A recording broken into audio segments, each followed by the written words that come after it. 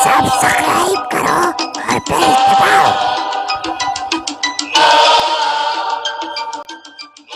उजले उरूसी में मलबूस वो दुल्हन आज भी उसे इंतहाई हसीन लग रही थी। सुर्ख याकूती लबों पर हल्का सा तबस्सुम उसके हुस्न में मजीद इजाफा कर रहा था। चांद की रोशनी उसके चेहरे पर पड़ी तो एक लम्हे के लिए राशिद को लगा जैसे वो दर हकीकत चांद को ही देख रहा है। उसकी खूबसूरत लंबी पलकों ने आंखों को ढांक रखा था। पलकों का उठना जैसे हर सू चकाचौंध कर गया। इंतहाई नशीली आंखों में शर्मो हया का समंदर ठाटे मार रहा था। बिलाशुबा वो कुदरत का हसीन तरीन शाहकार दिखाई दे रही थी। आज फिर उसकी पाजेब की झनकार ने राशिद की नींद तोड़कर उसे लॉन की तरफ आने पर मजबूर कर दिया था। हस्बे मामूल वो लॉन के कोने में पेड़ों के घने झुंड के करीब ही बैठी थी। राशिद को आता देखकर वो अपनी जगह से उठ खड़ी हुई। राशिद हैरत से उसे देखने लगा।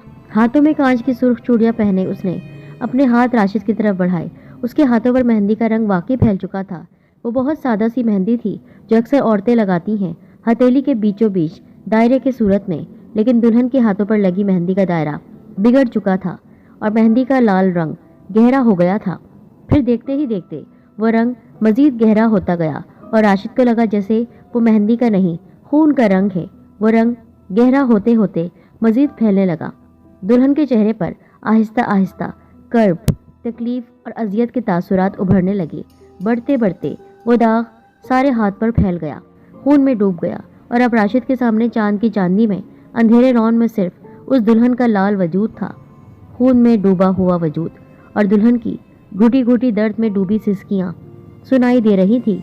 राशिद खौफ से थरथरा उठा। आओ देखा न ताओ, उसने कमरे की तरफ दौड़ लगा दी। ये सिलसिला कई रोज से जारी था। राशिद इस सूरत हाल से बहुत परेशान था। उसे समझ नहीं आ रहा था कि क्या करे और क्या ना करे।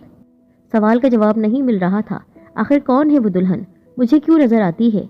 मेरा क्या वास्ता है उससे? कहीं मैंने जिंदगी में किसी दुल्हन के साथ ज्यादती तो? और फिर उसका जहन पिछले वक्तों में डूब गया।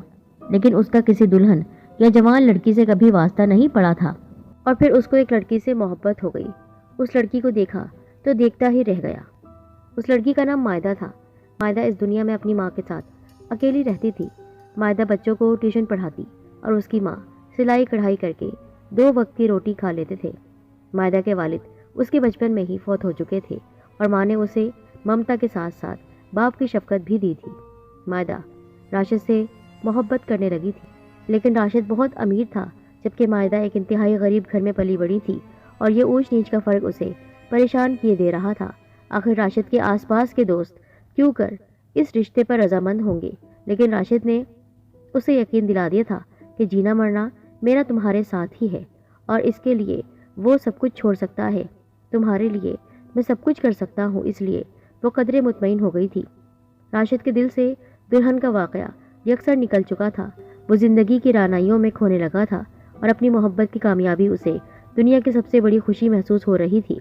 और फिर राशिद की निस्बत मायदा से तय कर दी गई। दोनों बेइंतहा खुश थे। मायदा चूँकि गरीब घराने से ताल्लुक़ रखती थी, इसलिए बहुत सादगी से ये मंगनी की रस्म हुई। शादी 2 महीने बाद होना तय पाई थी। मायदा ने राशिद को पहले ही बता दिया था कि उसके ख़ानदान में मंगनी तय होने के बाद से शादी होने तक लड़के लड़की का एक दूसरे से मिलना मायूब समझा जाता है। उसने इस वजह से घर से निकलना छोड़ दिया था। और दूसरी तरफ राशिद भी ये सोचकर मुतमईन हो गया था कि थोड़े ही अरसे बाद वो आखिर उसको पा ही लेगा। दोनों घरानों में शादी की तैयारियां शुरू हो गई थी और फिर हर तरफ खुशियां रक्स करने लगी। लेकिन कौन जानता था कि इस खुशियों भरी बहार के पीछे कितनी गमगीन धूप भरा मौसम आने वाला है। आने वाले सुहाने दिनों के सपने देखते देखते राशिद की आंखें बंद हो गई। वो बिस्तर पर चित लेटा मायदा के सपनों में डूबा हुआ था। नींद की वादियों में बसने वालों का साथी बन गया था। अचानक छन छन की आवाज़ आई। घुंघरू की मधुर सी आवाज़ उसके कानों में पड़ते ही उसकी आंखें खुल गई। हर तरफ सन्नाटा और खामोशी थी। घड़ी रात के 2 बजा रही थी। उसने अपना वहम समझकर पहलू बदला और आंखें बंद कर ली। छन छन छन, एक मरतबा फिर से वही छनछनाती आवाज़ उसे आंखें खोलने पर मजबूर कर गई। आवाज़ नीचे से आ रही थी। वो उठा और कमरे का दरवाज़ा खोलकर नीचे आया, लेकिन वहाँ हर तरफ खामोशी का राज था और सब नौकर वगैरह अपने क्वार्टर में सो रहे थे। दुल्हन का वाकया جو پہلے بھی اس کے ساتھ پیش آ چکا تھا وہ اس کے ذہن میں گھومنے لگا۔ تو کیا پھر سے؟ اور یہ سوچ کر اسے خوف سے جھرجھری آ گئی اور تصدیق کرنے کے لیے وہ کچھ اور سوچے بغیر باہر لان کی طرف بڑھ گیا۔ دلہن کا وجود خون میں نہلا دیا گیا تھا اور راشد ایک چیخ مار کر خوف کے مارے وہیں لان میں گر کر بے ہوش ہو گیا۔ صاحب جی اٹھیں، صاحب جی۔ صبح راشد کی آنکھ اس کے نوکر رفیق کی آواز پر کھلی۔ وہ لان میں پڑے راشد کو 2 نوکروں کی مدد سے اندر کمرے میں لایا تھا۔ آپ کی طبیعت تو ٹھیک ہے؟ آپ لان میں کیوں؟ ہاں کچھ نہیں، تم چائے بناؤ۔ ناشتے کی ٹیبل پر اسے رات کا واقعہ یاد آ گیا۔ دلہن؟ کون ہے وہ دلہن؟ نہ جانے کون ہے وہ؟ آخر میرا اس کا کیا تعلق ہے؟ کیوں پڑ گئی ہے میرے پیچھے؟ کئی سوالات اس کے ذہن میں ابھرے جن کے سامنے واضح طور پر بڑا سا سوالیہ نشان تھا۔ راشد کے ساتھ دلہن کا دل دہلا دینے والا واقعہ ایک بار پھر شروع ہو چکا تھا، اور یہ ایک دفعہ نہیں ہوا تھا، کئی واقعات پیش آئے تھے۔ کبھی وہ رات کو نظر آتی راشد کو، کبھی دن کے وقت، اور ہر بار انتہائی دہشتناک منظر دکھائی دیتا جسے راشد دیکھ کر سہ نہیں پاتا تھا۔ اس کی صحت دن بدن خراب ہونے لگی تھی۔ آہستہ آہستہ اس کا اثر اس کے بزنس پر پڑنے لگا اور دیکھتے ہی دیکھتے 1 مہینے میں وہ بالکل کنگال ہو گیا۔ ہر طرف مایوسی نے ڈیرے ڈال لیے، لیکن ان حالات کا ذکر کرتا بھی تو کس سے؟ مائدہ سے ملنا بھی ویسے ہی بند ہو چکا تھا۔ 1-2 بار وہاں جا کر اسے بتانے کی کوشش کی، لیکن بے سود۔ دلہن کو شادی سے پہلے ملنے نہیں دیا جاتا تھا، لیکن مائدہ تک اس نے پیغام پہنچا دیا تھا کہ میں کنگال ہو چکا ہوں، اب کچھ نہیں ہے میرے پاس۔ اس نے کہا، راشد تم سے تمہاری دولت کی وجہ سے رشتہ نہیں جوڑا تھا، بے فکر رہو، چاہے کچھ بھی ہو جائے میں تمہارا ساتھ نہیں چھوڑوں گی۔ مائدہ کے اس پیغام نے جیسے اس کے اندر کی رکی ہوئی سانس کو پھر سے بحال کر دیا، زندگی میں پھول کھلا دیے۔ لمحے بھر کے لیے اسے اپنی قسمت پر رشک آنے لگا۔ شادی کی تیاری جو اس طرف زور و شور سے جاری تھی وہ بری طرح سے متاثر ہوئی تھی۔ اس نے کیا کیا خواب سجائے تھے، لیکن اب اس کے پاس اتنا روپیہ نہیں تھا کہ وہ اپنی خواہشات پوری کر پاتا۔ اسے تو دن رات یہ فکر کھائی جا رہی تھی، آخر مائدہ کو اپنے ساتھ پیش آنے والے ناقابل یقین واقعات کیسے سنائے گا، اور کیا وہ تب بھی میرے ساتھ رہنا چاہے گی؟ کیا وہ یقین کر لے گی؟ اور کیا وہ دلہن مائدہ کو میرا ہونے دے گی؟ عجیب عجیب سے وسوسے اسے دن رات پریشان کیے دے رہے تھے۔ وہ ہمت کر کے 1-2 بار دلہن سے پوچھ چکا تھا کہ آخر وہ کون ہے اور کیوں اسے پریشان کر رہی ہے، آخر اس کا مقصد کیا ہے، اور وہ جواب میں صرف یہی کہتی کہ تم نے میری زندگی برباد کی ہے، تم نے میری مہندی کا رنگ خراب کیا ہے۔ راشد حیران اور پریشان اپنے ماضی کے تانے بانے میں کھو جاتا۔ کہیں زندگی میں کبھی کسی جوان لڑکی سے اس نے انجانے میں کوئی زیادتی تو نہیں کی، لیکن ایسا کچھ بھی اس نے نہیں کیا تھا۔ ذہن میں بہت زور دینے کے بعد بھی اسے کچھ ایسی بات یاد نہیں آئی۔ اس کا مائدہ کے علاوہ کسی لڑکی سے کبھی واسطہ ہی نہیں پڑا تھا۔ بہرحال راشد کے حالات خراب سے خراب تر ہوتے گئے اور وہ ہر وقت کھویا کھویا سا رہنے لگا۔ ابھی راشد ان بکھرے حالات میں الجھا ہوا ہی تھا کہ ایک خبر بجلی بن کر اس پر گری۔ مائدہ کے گھر پر رات کے اندھیرے میں چوروں نے حملہ کر دیا تھا اور مزاحمت کرنے پر فائرنگ کر دی، جس کے نتیجے میں مائدہ شدید زخمی جبکہ اس کی ماں موقع پر ہلاک ہو گئی۔ راشد پر پہلے کم دکھ نہیں تھے کہ اب یہ خبر، مائدہ اس کی زندگی کا حاصل، اس کی خوشیوں کا محور، ہاسپٹل میں زندگی موت کی کشمکش میں مبتلا تھی۔ راشد دکھ اور پریشانی سے بے حال ہونے لگا۔ راشد انتہائی دکھ اور پریشانی کے عالم میں گرتا پڑتا ہاسپٹل مائدہ تک پہنچا۔ شدت غم سے اس کی آنکھوں میں آنسو بھر آئے۔ بیڈ کے قریب پڑی کرسی پر بیٹھ گیا اور چہرہ بیڈ سے لگا کر رونے لگا۔ اچانک اسے محسوس ہوا جیسے بیڈ کی چادر تیزی سے سرکی ہے۔ اس نے فوراً مائدہ کی طرف دیکھا جس نے اپنا ہاتھ تیزی سے پیچھے کھینچا تھا۔ وہ آنکھیں کھول کر راشد کی طرف دیکھ رہی تھی۔ مائدہ اچانک ایک جھٹکے سے اٹھ کر سیدھی بیٹھ گئی۔ کیوں راشد، کیا ہوا؟ درد ہوا نا؟ اور زور زور سے ہنسنے لگی۔ مائدہ کے منہ سے اس کے بجائے دلہن کی آواز سن کر راشد سناٹے میں آ گیا۔ مجھے بھی ہوا تھا، تم نے میری مہندی کا رنگ خراب کر دیا تھا نا؟ راشد خوف سے کانپ رہا تھا۔ ڈر کے مارے وہ پیچھے ہٹتا ہوا دیوار سے لگ گیا۔ میں اسے نہیں چھوڑوں گی، اور تب تک اس کے جسم میں رہوں گی، تب تک اس کی روح نہیں نکل جاتی۔ اور پھر ایک جھٹکے سے مائدہ کا جسم بیڈ پر گر گیا اور وہ پہلے کی طرح بے ہوش ہو گئی۔ لیکن راشد دہشت کے مارے کافی دیر وہیں کھڑا رہا۔ اپنی تمام تر ہمت اکٹھی کر کے راشد مائدہ کے جسم پر نظریں مرکوز رکھتے ہوئے باہر نکلنے لگا کہ پیچھے سے اسے مائدہ کی آواز آئی، راشد۔ اس نے بے قراری سے مڑ کر دیکھا۔ نیچے کی سانس نیچے اور اوپر کی سانس اوپر رہ گئی۔ مائدہ کے بازو پر خون کا ایک چھوٹا سا دھبا تھا جو دھیرے دھیرے بڑا ہو رہا تھا اور اس سے خون کی بوندیں نکلنے لگی، بالکل ویسے ہی جیسے دلہن کی مہندی سے نکلتی تھی۔ راشد دکھوں کے سمندر میں غوطہ زن تھا، کوئی سرا تلاش نہیں کر پا رہا تھا آخر کس طرح اس مشکل سے مائدہ اور خود کو نکالے۔ مائدہ کی حالت بھی بہت خراب تھی، اسے مستقل طور پر طبی امداد دی جا رہی تھی۔ نہ جانے کیوں راشد کو اپنا آپ مائدہ کا مجرم نظر آنے لگا۔ اس بیچاری پر یہ مصیبت میری وجہ سے آئی ہے، اور وہ اپنی ماں کے ساتھ بہت خوش پرسکون زندگی گزار رہی تھی۔ نہ میں اس کی زندگی میں آتا اور نہ یہ سب کچھ ہوتا۔ راشد نے اپنا چہرہ ہاتھوں میں چھپا لیا اور پھوٹ پھوٹ کر رونے لگا۔ آخر کیا کروں، کہاں جاؤں، کون ہو تم، کیوں میرے پیچھے پڑی ہو، آخر کیوں، کیا چاہتی ہو؟ موت، مائدہ کی موت، تمہاری موت۔ کمرے میں دلہن کی بھیانک آواز گونجی، زور زور سے ہنس رہی تھی۔ وہ سامنے کی دیوار کے پاس کھڑی قہر برساتی نظروں سے راشد کو گھور رہی تھی۔ اس کا لہجہ انتہائی غضبناک تھا۔ راشد کا دل ہل گیا۔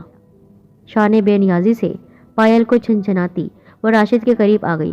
وہ انتہائی حسین تھی، اتنی حسین دلہن راشد نے آج تک نہیں دیکھی تھی، پر آج اس کا حسن بہت بھیانک لگ رہا تھا۔ زہریلی مسکراہٹ کے ساتھ اس کے پاس سے آ کر گزری اور دیوار کے اندر گھستی چلی گئی۔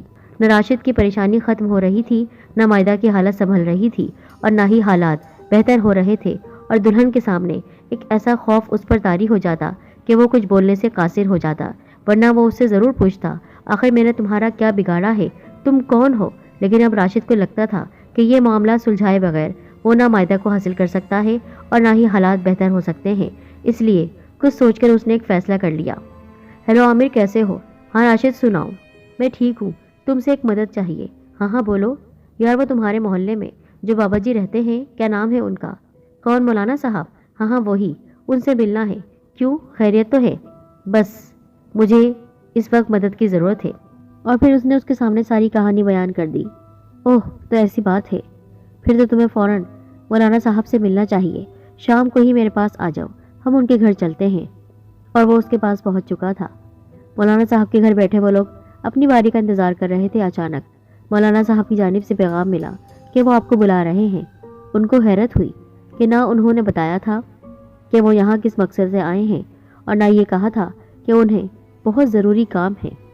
خیر، وہ اپنی مراد دل میں لیے ہوئے مولانا صاحب کے پاس پہنچ گئے کہ ان کے سامنے اپنے سوال کو پیش کریں گے، پر جان کر حیرت ہوئی کہ ان کو یہ بات بھی معلوم تھی کہ وہ وہاں کس لیے آئے ہیں۔ بیٹا، مجھے اپنے پاس آنے والے لوگوں کی مشکل کے بارے میں پہلے ہی معلوم ہو جاتا ہے، یہ کرم ہے اللہ پاک کا۔ تمہارے مسئلے کا پوری طرح مجھے علم نہیں ہے، ہاں بس اتنا جانتا ہوں کہ کوئی بے گناہ ہے جو زندگی اور موت کے بیچ ہماری مدد کا منتظر ہے، اور وہ بہت ہی مشکل میں ہے۔ مولانا صاحب کا اشارہ مائدہ کی طرف تھا، اور پھر راشد نے انہیں سب کچھ بتا دیا جس کی وجہ سے وہ وہاں مدد کی درخواست لے کر آیا تھا۔ کچھ دیر بعد اسی لڑکے کو مولانا صاحب نے بلا کر کچھ سمجھایا اور وہ سر ہلاتا ہوا باہر نکل گیا۔ چلو، ہمیں اسی وقت مائدہ کے پاس جانا ہے، ہاسپٹل۔ وہ لوگ ہاسپٹل پہنچے۔ مائدہ کی حالت دیکھ کر مولانا صاحب کو بہت افسوس ہوا۔ ان کو لگ رہا تھا کہ وہ موت اور زندگی کی کشمکش میں مبتلا ہے۔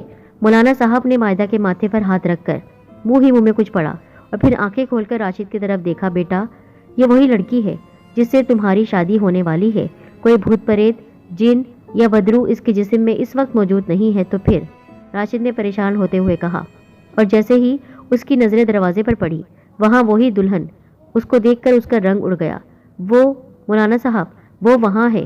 راشد نے دروازے کی طرف اشارہ کیا جہاں وہ دلہن مکروہ اور زہریلی مسکراہٹ لیے اسے دیکھ رہی تھی، لیکن عامر اور مولانا صاحب کو وہ نظر نہیں آ رہی تھی۔ چلو کوئی بات نہیں، اسے بھی ابھی سامنے لے آتے ہیں۔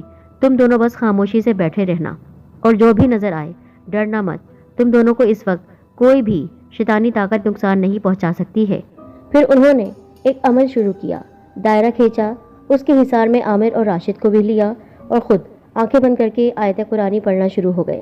ابھی وہ اپنا عمل جاری رکھے ہوئے تھے کہ ایک سفید گاڑھا دھواں وہاں پھیلنا شروع ہو گیا اور اس میں سے نمودار ہوئی وہی حسین دلہن، لیکن ہاں، اس کا خونی وجود دیکھ کر سب ڈر گئے تھے سوائے مولانا صاحب کے۔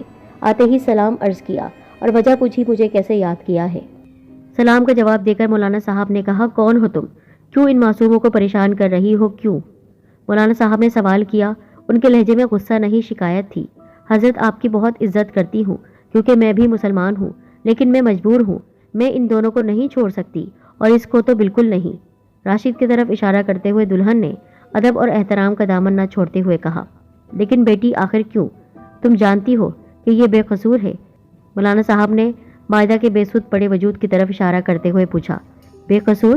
مولانا صاحب اس سے پوچھے کہ میری ماں بھی تو بے قصور تھی، میں بھی تو بے قصور تھی۔ قہر برساتی نظروں سے دلہن نے راشد کو پکارا۔ مولانا صاحب بہتر ہوگا آپ اس سے میرے بارے میں پوچھیں، پھر بتائیں کہ میں کیا غلط ہوں؟ اور دکھ بھری آواز کے ساتھ وہ غائب ہو گئی، جبکہ مولانا صاحب راشد کی طرف سوالیہ نظروں سے دیکھنے لگے۔ تم نے کسی کے ساتھ زیادتی کی ہے، یاد کرو، کیونکہ تمہارے مسئلے کا حل اب تمہارے پاس ہی ہے، یاد کرو۔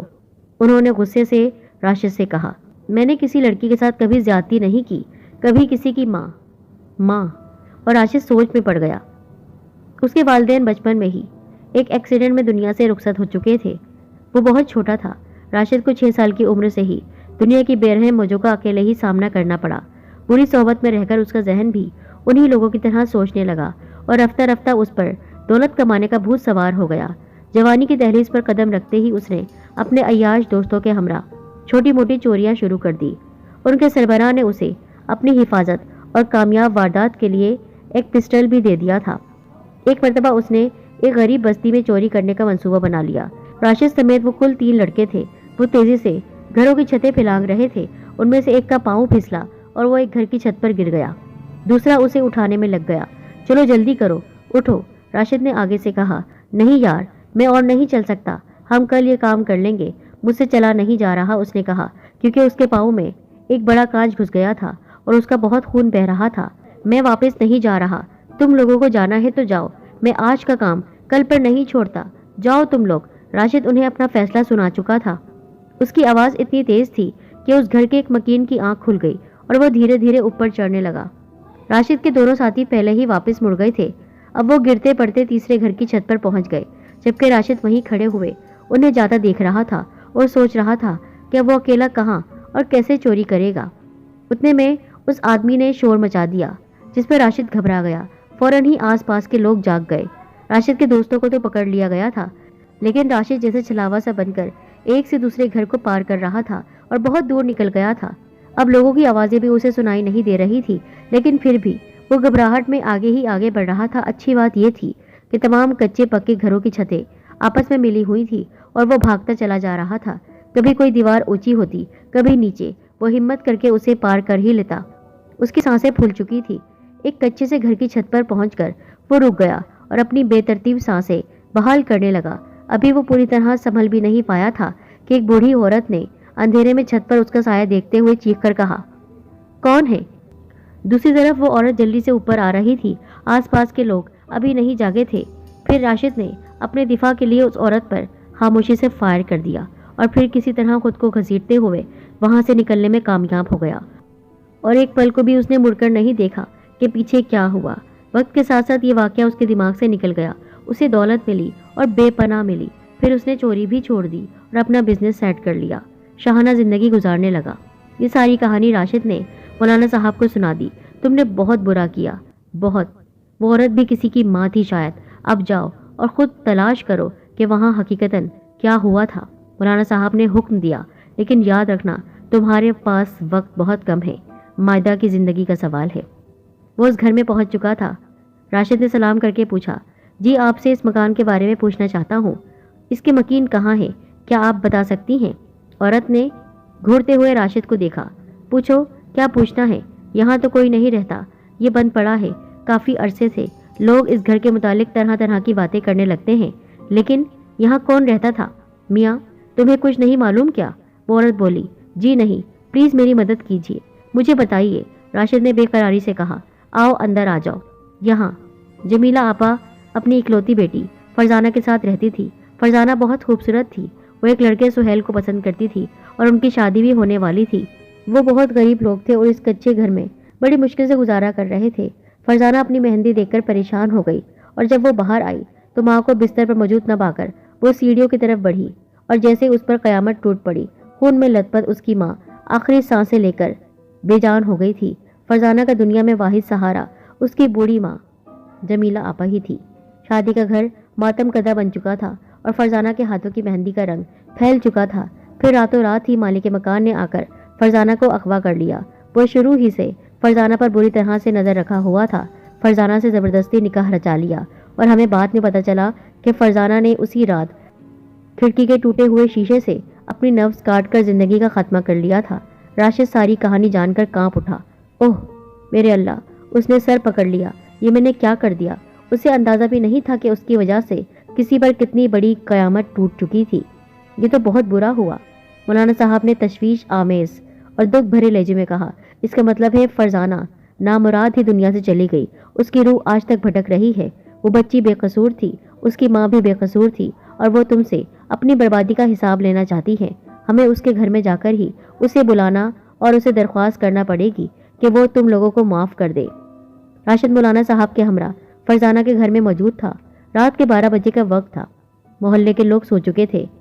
مولانا صاحب صحن کے بیچوں بیچ دائرہ بنا کر بیٹھ گئے، جبکہ راشد سیڑھیوں کے ساتھ کھڑا ہوا آنے والے واقعات کے بارے میں سوچنے لگا۔ اسے مائدہ کی بہت زیادہ فکر تھی، جسے ڈاکٹروں نے جواب دے دیا تھا، اور راشد کی جان اس کی رہی صحیح سانسوں میں اٹکی ہوئی تھی۔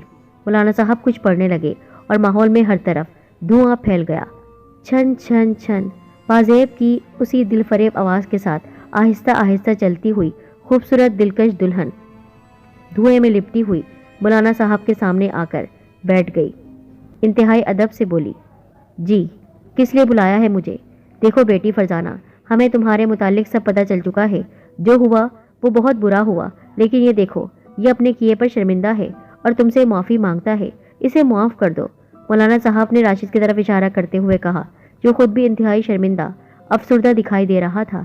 دلہن نے ایک نظر راشد پر ڈالی اور مولانا صاحب کی طرف دیکھ کر بولی، مولانا صاحب اپنا خون تو میں اسے معاف کر سکتی ہوں، لیکن میری بے قصور ماں، میری ماں کا خون میں معاف نہیں کر سکتی۔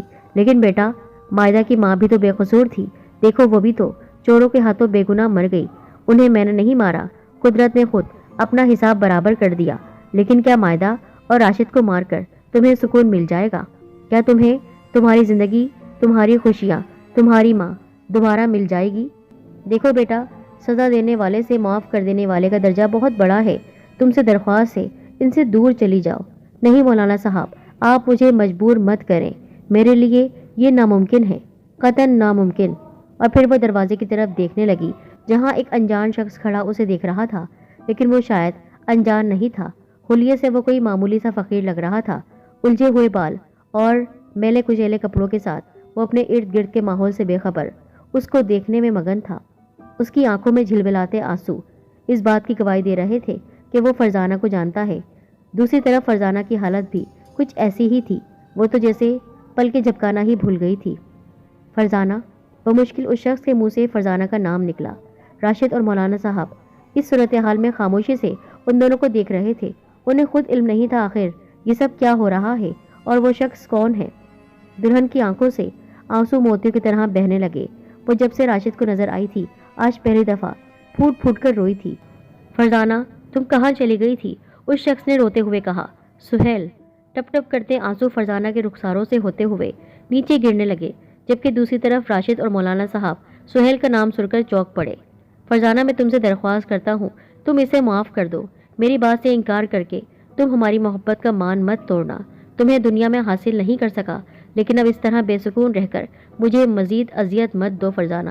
بھیگی پلکوں اور بھرائی ہوئی آواز سے سہیل نے فرزانہ کے سامنے ہاتھ جوڑ دیے۔ فرزانہ نے اس کے ہاتھ دیکھ کر بے قراری سے کہا، نہیں، تم میرے سامنے ہاتھ مت جوڑو۔ اب تم نے کہا ہے تو میں جا رہی ہوں۔ میں اس کو معاف کرتی ہوں، مگر وعدہ کرو کہ اس جہان میں مجھے ملو گے، تم آؤ گے۔ اس نے التجا کی۔ ہاں، ہم ہمیشہ کے لیے ملیں گے۔ روتے ہوئے سہیل نے اپنا منہ ہاتھوں میں چھپا لیا۔ ہر طرف چھایا دھواں چھٹنے لگا۔ دلہن کا خوبصورت سراپا دھوئے میں بدل چکا تھا اور وہ وہاں سے جا چکی تھی۔ سہیل نے راشد کو بتایا کہ وہ کبھی کبھار فرزانہ کی یاد میں بے قرار ہو کر اس کے گھر کے پاس آ جاتا تھا۔ کل اسے پڑوسن نے بتایا کہ ایک نوجوان بہت پریشان تھا اور فرزانہ کے بارے میں پوچھ رہا تھا۔ اس بات نے مجھے بے قرار کر دیا اور میں تب سے حقیقت جاننے کے لیے یہاں روز آنے لگا، اور آج فرزانہ کی روح کو میں نے دیکھ لیا۔ مجھے پتا تھا وہ بھٹک رہی ہے، وہ تشنگی کا شکار ہے، وہ تڑپ رہی ہے۔ آج اس نے میرا چہرہ دیکھ لیا، اس لیے اس کی روح کو سکون مل گیا۔ دوسری طرف مائدہ نے ہاسپٹل میں آنکھیں کھول دیں اور ڈاکٹروں کے چہروں پر خوشی اور اطمینان کی لہر دوڑ گئی۔